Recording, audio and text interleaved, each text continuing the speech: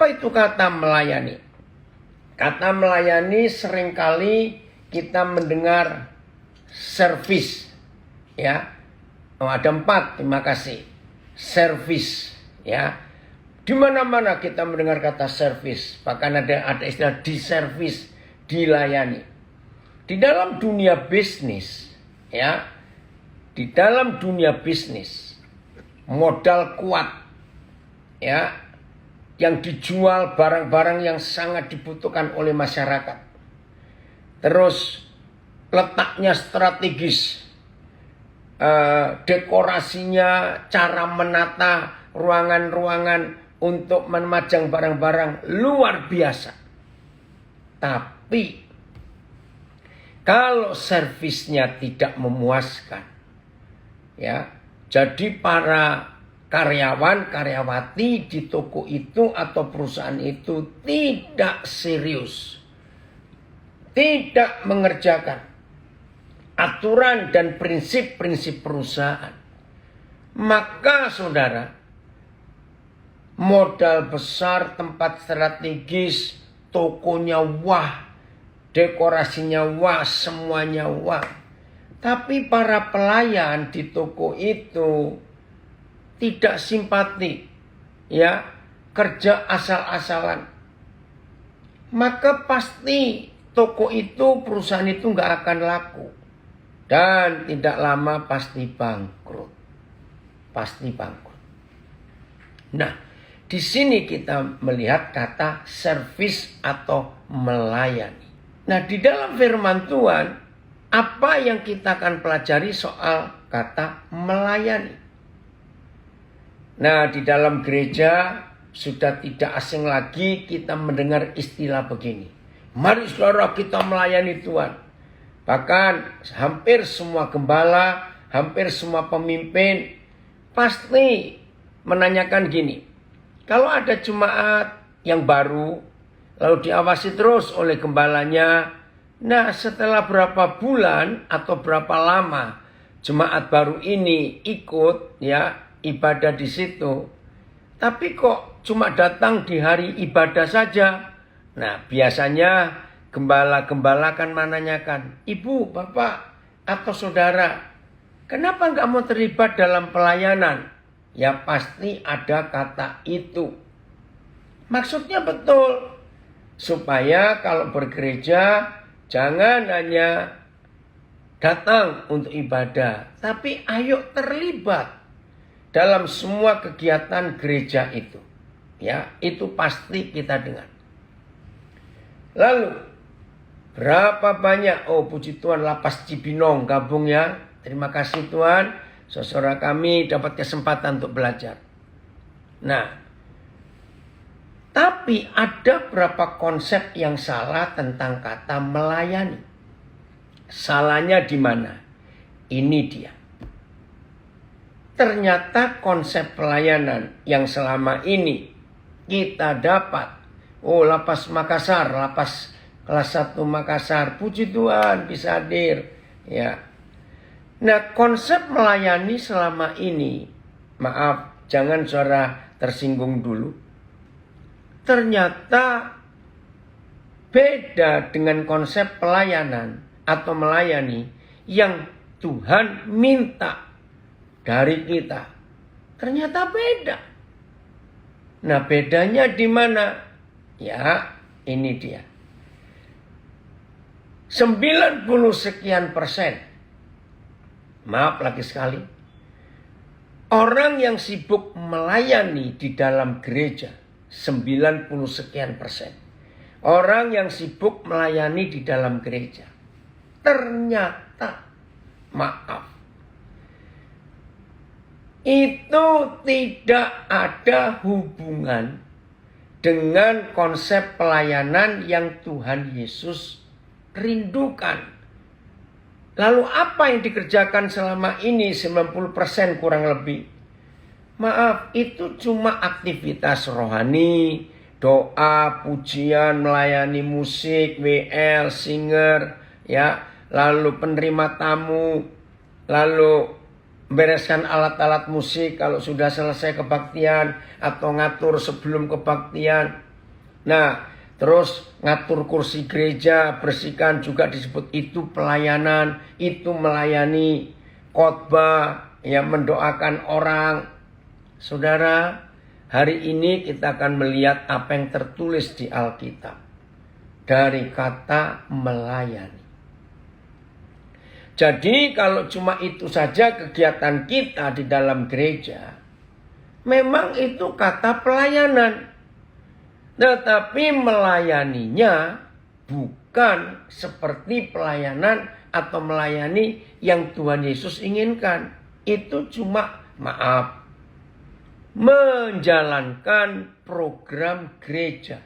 Yaitu tadi, mimpin pujian, doa pagi, doa puasa, belajar Alkitab, ya komsel atau family altar atau apalah namanya aktivitas itu, ya main musik, guru sekolah minggu, ada paduan suara, ya mendoakan orang, kunjungan ke jemaat, kunjungan ke orang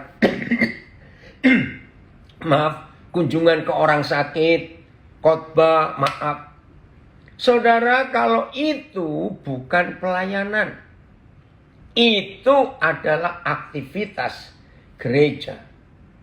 Ya, jangan kaget dulu, jangan saudara menolak dulu, dengarkan sampai selesai. Lalu apa itu melayani? Apalagi, tidak sedikit hamba-hamba Tuhan berkata gini, saudara, mari kita melayani Tuhan. Kedengarannya itu hebat. Kedengarannya itu rohani sekali. Kedengarannya itu betul ya. Mari saudara, kita melayani Tuhan. Nah, sampai di kalimat mari kita melayani Tuhan, maka kita harus ingat firman Tuhan Yesus. Tuhan Yesus sendiri mengatakan, aku datang bukan untuk dilayani, tetapi aku datang untuk melayani. Nah, saudara perhatikan. Kalau Tuhan Yesus sendiri berkata, aku datang bukan untuk dilayani, tetapi aku datang untuk melayani. Nah, ngapain kita sibuk-sibuk melayani Tuhan? Kalau Tuhan sendiri, nggak mau dilayani. Ini loh kebenaran kita harus tahu dalam kehidupan kita. Maka itu kita harus kembali kepada Alkitab. Apa itu melayani? Ayo kita buka Matius 25. Ya, Matius 25. Ya, ini mulai 31. Matius 25 31. Ya. Apabila Anak Manusia datang dalam kemuliaannya dan semua malaikat bersama-sama dengan Dia, maka Ia akan bersemayam di atas takhta kemuliaannya. Saudara, perhatikan, kalau Anak Manusia itu datang, maka Dia akan datang dalam awan kemuliaannya. Terus ayat 32. Lalu semua bangsa akan dikumpulkan di hadapannya, dan Ia akan memisahkan mereka seorang daripada seorang. Sama seperti gembala memisahkan domba dari kambing. Nah, saya nggak bahas tentang perbedaan domba dan kambing ya, nggak bahas masalah ini. Ya, ini ada pembahasan beda. Ini bicara soal melayani. Dan Ia akan menempatkan domba-domba di sebelah kanannya dan kambing-kambing di sebelah kirinya. Ayat 34. Dan raja itu akan berkata kepada mereka yang di sebelah kanannya, Horas, amang sialo, mari kamu yang diberkati oleh Bapakku. Lagi sekali, tentang domba dan kambing saya nggak bahas di sini. Begitu pula tentang yang di kanan dan di kiri. Ya, ini cuma arti kiasan, kita pun nggak bahas. Tapi Ini yang kita harus kejar. Mari, hai kamu yang diberkati oleh Bapakku. Nah, ini saja yang diberkati oleh Bapakku. Terimalah kerajaan yang telah disediakan bagimu sejak dunia dijadikan. Jadi kita nggak bahas masalah kambing dan domba, kita nggak bahas yang di kanan dan di kiri, tapi lebih gampang. Siapa yang telah diberkati oleh Bapakku, kata Tuhan Yesus. Nah, kita rindu menjadi kelompok yang diberkati oleh Bapa kita. Mengapa kita diberkati? Ya, jadi lagi sekali kita nggak bahas tentang kambing itu siapa, domba itu siapa, yang di kanan itu siapa, di kiri itu siapa. Tidak. Ya, nanti ada waktunya. Tapi yang kita mau kejar, mari hai kamu yang diberkati oleh Bapakku. Siapa yang telah diberkati oleh Bapa? Dan bentuk berkatnya itu luar biasa. Terimalah kerajaan yang telah disediakan bagimu sejak dunia dijadikan. Saya percaya semua kita pasti merindukan ini. Saya ulangi lagi, semua kita pasti merindukan ini. Diberkati untuk menerima kerajaan yang telah disediakan ya bagi kita sejak dunia dijadikan. Waduh, saya juga mau kalau begitu. Nah, siapa orang-orang ini?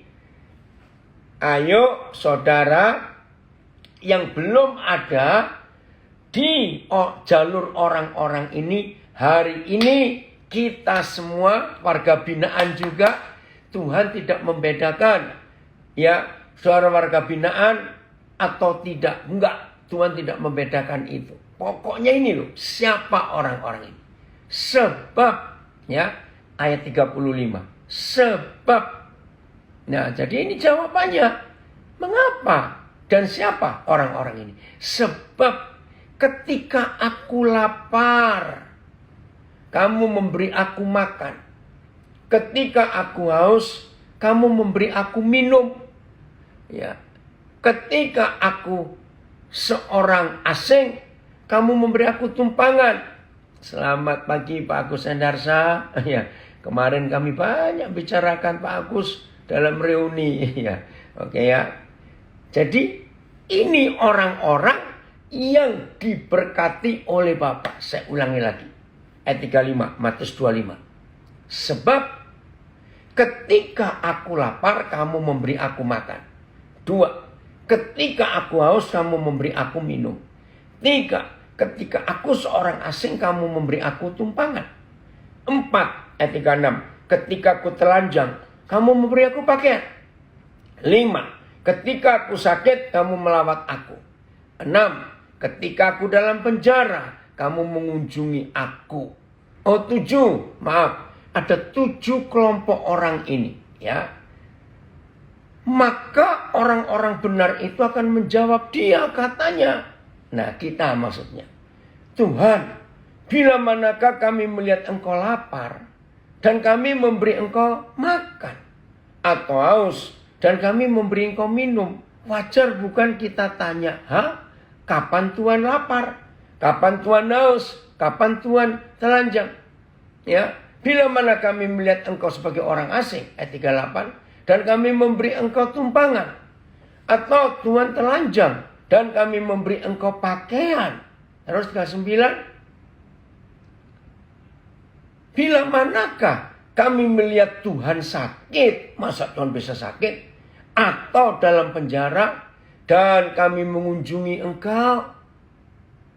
Saudara, ini yang menjadi pertanyaan kita semua juga. Kapan Tuhan lapar? Kapan Tuhan sakit? Kapan Tuhan telanjang? Kapan Tuhan mengalami 7 hal tadi itu? Kita tanya. Nah, ayat 40 ini dahsyat.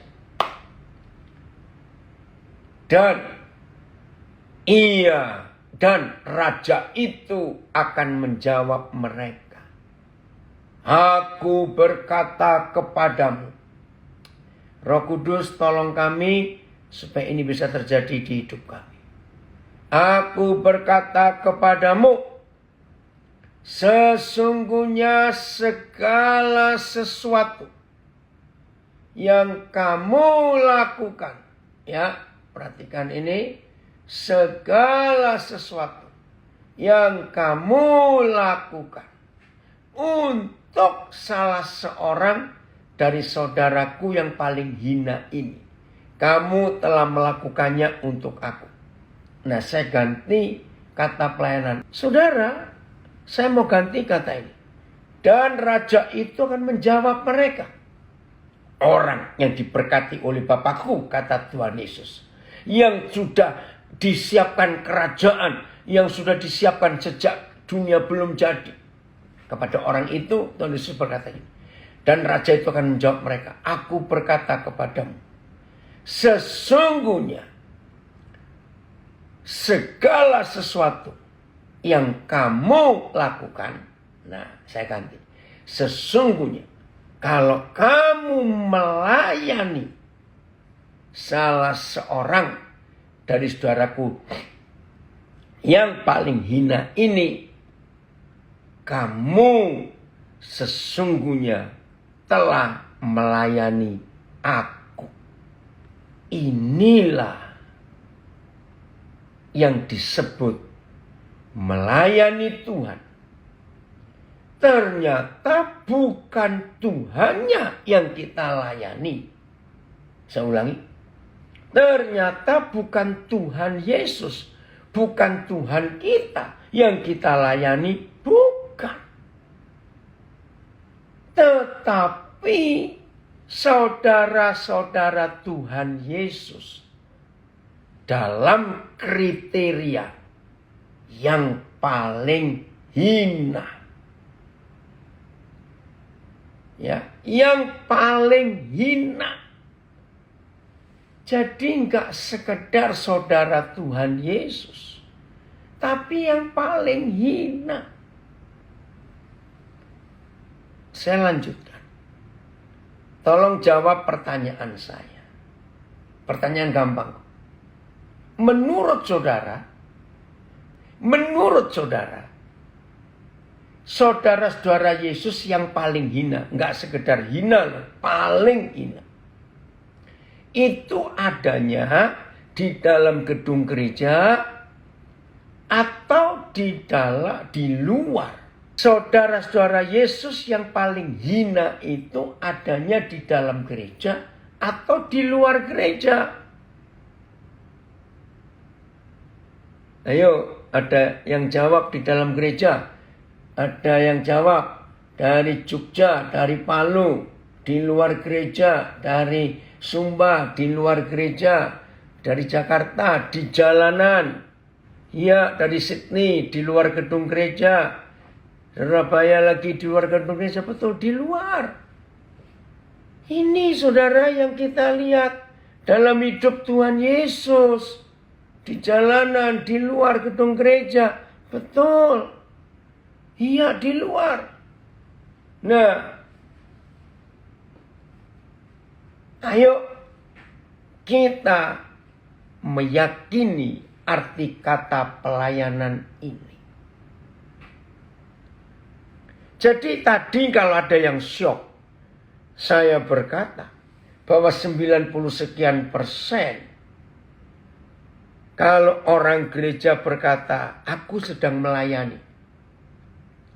Tapi kalau itu cuma aktivitas gereja, maka di mata Tuhan, saudara tidak sedang melayani.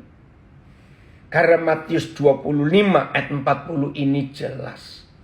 Kalau kita melayani, iya nak.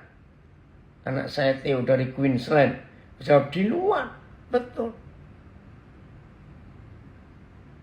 Jadi kita harus mengikuti yang Tuhan Yesus inginkan. Saya ulangi lagi dengan terjemahan bebas Matius 25:40. Segala sesuatu yang kamu kerjakan, pelayanan untuk saudara-saudaraku yang paling hina itu, kamu telah melakukannya untuk aku. Kamu melayani aku. Jadi ini pelayanan yang sesungguhnya. Kalau di gereja itu cuma aktivitas. Ya, maka itu kalau saya khotbah di gereja, saya nggak berkata saya sedang melayani Tuhan, tidak. Saya melayani saudara. Seperti sekarang saya sedang menyampaikan firman, saya melayani saudara. Tapi pelayanan yang sesungguhnya bukan seperti ini. Ya, ada yang ngomong umumnya hanya rutinitas karena jadwal yang sudah ada. Setuju. Ya, sudah ada kok jadwalnya itu. Saudara, mari kita jujur pada diri kita sendiri. Selama ini kata pelayanan, berapa persen dalam hidup kita yang melayani Tuhan? Ya, hanya kita sendiri yang bisa jawab. Jadi Tuhan tuh rindu supaya semua kita betul-betul melayani yang benar. Amin tadi, haleluya. Melayani yang benar. Bukan melayani aktivitas gereja. Bukan. Wih, ada yang jawab, cuma 1%. Ampuni kami Tuhan. Apalagi semuanya berjalan sesuai instruksi sinode. Betul.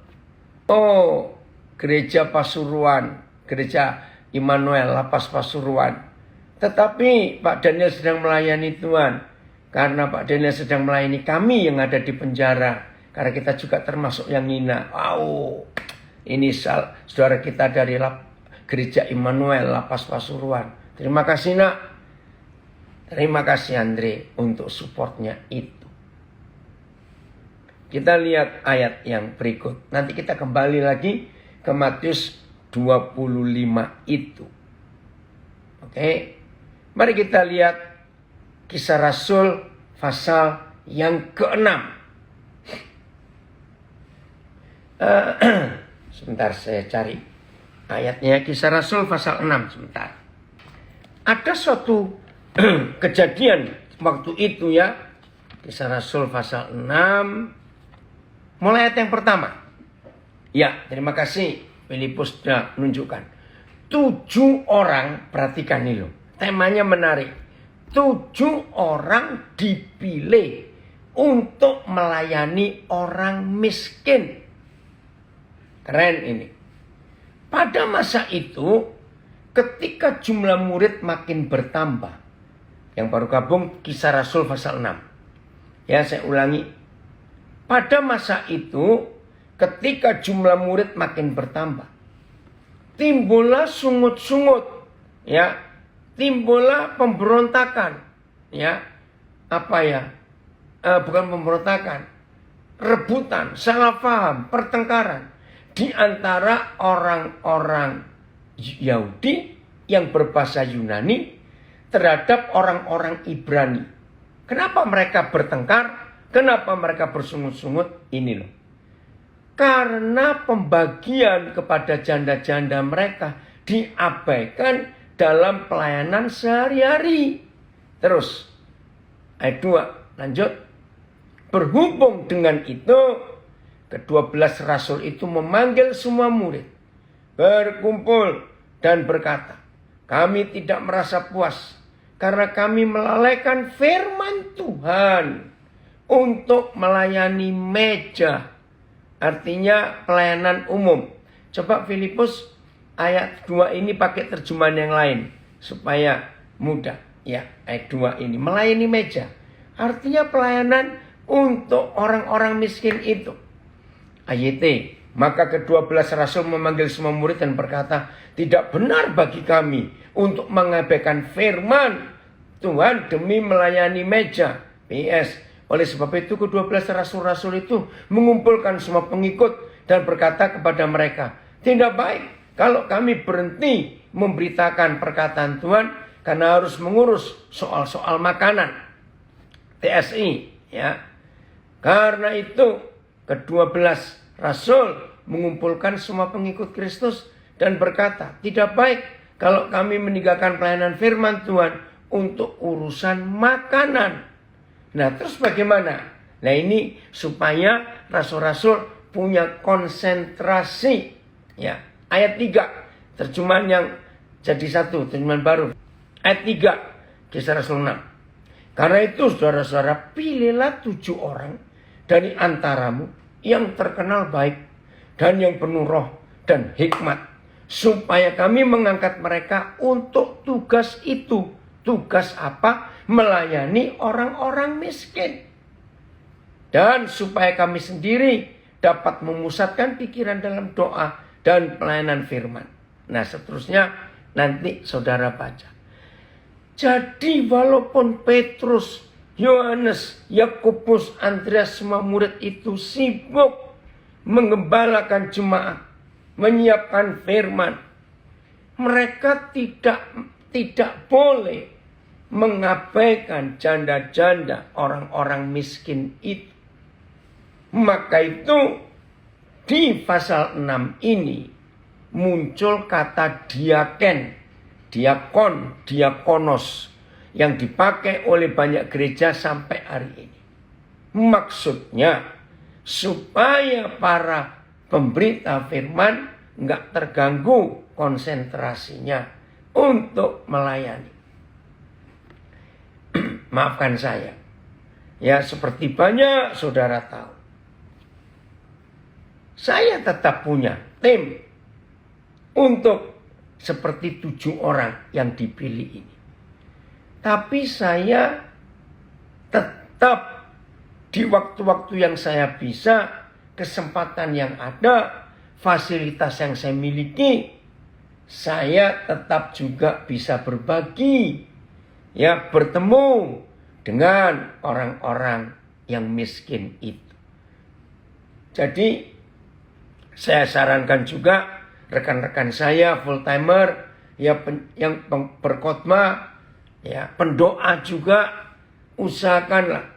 Masa doa itu 24 jam di kamar doa terus?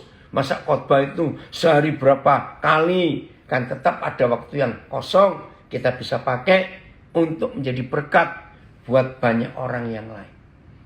Jadi saudara, mulai hari ini, ayo kita mengerjakan apa yang Tuhan Yesus kerjakan. Iya, Erik kemarin sudah WA Koden ya? Lupa Koden. Ini saudara saya dari Karlsruhe, Jerman. Sayangnya departemen diakon di gereja-gereja tidak fokus pada job description-nya. Betul, menyedihkan sekali. Kita memulai pelayanan yang sesungguhnya, yang Tuhan Yesus inginkan. Siapa yang pernah ngitung? Ya, kalau saya salah saya minta maaf. Seingat saya, setahu saya, Tuhan Yesus itu selama hidupnya hanya 4 kali ada di bait suci dan sinagog. Kalau saya tidak salah. Bayangkan. Hanya 4 kali kurang lebih Tuhan Yesus ada di bait suci dan di sinagog. Enggak lebih daripada itu.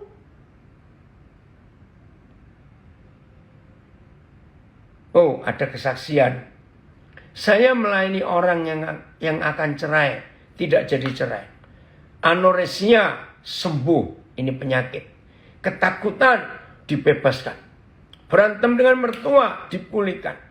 Memberi makan ya anak yatim piatu di beberapa kota beda. Puji Tuhan. Nah, apa pertanyaannya? Nah, saya tidak nama, ini pertanyaan bagus. Tapi saya tidak bawa nama gereja. Apakah salah? Tidak. Yang salah kalau tidak membawa nama Tuhan Yesus. Walaupun nggak nyebut Yesus ya, Yesus nggak perlu. Tapi kasih Tuhan Yesus itu dinyatakan. Kerjakan itu. Dan bawa orang-orang itu kepada Tuhan Yesus. Ini dia. Supaya mereka pun suatu hari mengambil keputusan untuk percaya kepada Tuhan Yesus. Oke ya. Jadi ini yang kita harus kerjakan dalam kehidupan kita. Gunakan setiap waktu kesempatan yang ada untuk kita menjadi berkat. Ya, buat orang-orang saudara-saudara Yesus yang paling hina itu. Nah, ini yang kurang dari banyak gereja. Tapi hari ini Roh Kudus mengingatkan kita. Ayo, kita memulainya dengan sungguh-sungguh seperti yang Tuhan izinkan. Nah, saya kembali lagi. Kalau selama hidup Tuhan Yesus hanya kurang lebih 4 kali dia ada di bait suci dan sinagog, berarti 90 sekian persen lebih hidup Tuhan Yesus ada di luar sistem agamawi. Coba perhatikan. Maka itu saya ingin saudara menghitung, menolong saya untuk bisa menghitung berapa kali dia ada di bait suci di Yerusalem dan berapa kali dia ada di sinagoge. Ya, biasanya di sinagoge paling sering di Kapernaum. Ya. Nah, bayangkan selebihnya dari hidup Tuhan Yesus ada di jalanan. Bukan di dalam bait suci. Berapa kali dia berkata juga kepada murid-muridnya. Dan kepada orang-orang Farisi. Orang sakit yang perlu tabib. Itu dia. Orang sehat gak perlu tabib, gak perlu dokter. Orang berdosa yang perlu keselamatan, bukan orang benar. Terima kasih Tuhan untuk itu. Ayat terakhir, ya, nanti Pastor Ramon akan meneruskan. Ayat terakhir, Lukas 15 ayat 1. Lukas 15 ayat 1. Haleluya Budi. Betul, ini kebenaran yang luar biasa. Oh puji Tuhan, ada yang bersaksi hari ini saya mengunjungi teman saya. Di ICU sudah tidak sadar. Nah, dia belum percaya Tuhan Yesus. Harus, ya apa perlu saya doa di telinganya? Iya, bisikkan ke telinganya soal pengampunan. Ya, soal pengharapan setelah kematian ini. Sampaikan, bisikkan ke telinganya. Dan ini biasanya kalau melayani orang koma, ya, telunjuk saudara, masukkan ke genggaman tangannya. Nah, ajak ngomong, kalau kamu setuju, perkes ya, pegang kuat telunjuk saya. Itu pengalaman saya melayani orang koma. Aduh, berkali-kali saudara. Kalau saya tanya ini, tanya itu, ya aduh, itu luar biasa. Pegang, ya masukkan telunjuk kita ke telapak tangannya dan suruh genggam. Lukas 15 ayat 1. Para pemungut cukai dan orang-orang berdosa biasanya datang kepada Yesus untuk mendengarkan dia. Ayat para pengumpul pajak dan orang berdosa mendekat kepada Yesus untuk mendengarkannya. BS, pada suatu hari banyak penagih pajak dan orang-orang yang dianggap tidak baik oleh masyarakat datang mendengar Yesus. TSI, pada suatu hari para penagih pajak dan banyak orang lain yang juga dikenal sebagai orang berdosa berdatangan kepada Yesus untuk mendengarkan ajaran-ajarannya. Setelah ini mungkin bisa ganti ke Facebook yang Daniel Alexander Full. Makasih dari Jogja, ada komen, suaranya jernih. Nah saudara, kita lihat siapa yang rajin datang kepada Tuhan Yesus mendengarkan dia mengajar. Siapa yang rindu mendengarkan firman Tuhan yang disampaikan oleh Tuhan Yesus. Ternyata dua kelompok orang yang di zaman itu ditolak mentah-mentah kalau mereka masuk ke bait suci. Siapa mereka? Pemungut cukai dan orang-orang berdosa, para pezina. Tapi aneh, mereka tidak takut datang kepada Tuhan Yesus, bahkan senang mereka mendengar firman. Tapi mereka ditolak di bait suci. Orang-orang Farisi, imam-imam ahli Taurat gak suka kalau mereka masuk ibadah. Ini yang luar biasa. Tapi mereka tidak takut datang kepada Tuhan Yesus. Maka itu ayat ini selalu saya jadikan ukuran. Kalau dalam satu minggu tidak ada mereka, ya dalam istilah ini para pemungut cukai orang berdosa, dalam satu minggu di hidup saya tidak ada seorang dari mereka yang datang mencari Tuhan lewat hidup saya. Langsung saya hakimi diri saya. Daniel, minggu ini kamu jadi ahli Taurat, orang Farisi. Maaf, karena orang berdosa takut kalau ketemu orang Farisi ahli Taurat. Tapi aneh, mereka tidak takut kalau ketemu Tuhan Yesus. Betul, Ted. Itulah Tuhan kita. Luar biasa. Terima kasih, Bapak. Jelas ya, saudara. Siapa yang datang kepada kita? Maaf. Kalau cuma orang-orang benar, ya, kalau cuma orang-orang sehat, nah, ya semuanya bisa. Ini ada yang komen. Mungkin para tukang tagih pajak itu adalah orang-orang yang membencikan, yang jengkelkan. Penatua-penatua pasti penat betul kalau lihat orang seperti itu. Maka itu kita nggak boleh penat. Harus menerima mereka. Tapi orang Farisi marah. Lihat itu ayat 2. Lihat itu ayat 2. Marah mereka. Lukas 15 ayat 2. Ayat 2. Maka bersungut-sungutlah orang-orang Farisi dan ahli Taurat. Ahli Taurat. Itu dia. Ngeri. Katanya, ia menerima orang-orang berdosa dan makan bersama-sama dengan mereka. Ngejek mereka. Merendahkan Yesus. Karena kemunafikan orang beragama itu. Nah, dari Lukas 15, dari peristiwa Tuhan Yesus makan bersama orang berdosa. Ini pelayanan yang sesungguhnya. Memberi makan mereka. Bersungut-sungutlah tokoh-tokoh agama. Maaf, penatua-penatua. Hamba-hamba Tuhan. Ya, teolog-teolog, maaf. Ketua-ketua sinode, maaf. Majelis-majelis, maaf. Ya, kalau yang saya sebut nggak begitu, ya saudara nggak usah marah.